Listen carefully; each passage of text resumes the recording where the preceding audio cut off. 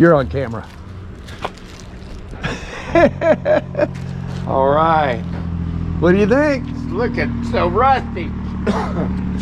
Not rusty enough though, right? Man, I'm thinking it's all right. It'll rust more. I love it. Well, I wanted it to look like, man.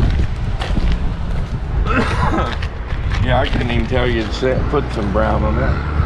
But, yeah, it looks all right. We'll hear different comments. Some of them people, like, that, what they call it, faux patina. Faux patina, yeah. Yeah. I'm gonna do some stuff extra. Like, I want to make this look a little Vintage. shittier. Yeah. Just them little things that I'm just gonna work on one little spot at a time. Oh, there's been a wide range of comments on this thing. Yeah. But you know what? In the end, it's your truck. Yeah, I don't care.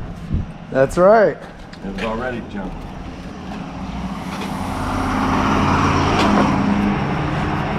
Yeah, it'll dull out. Hey, I'd like to thank my buddy Daryl for doing what I wanted done on my truck. It turned out the way I wanted. Now we're just gonna let it rot as the years go by. Good job.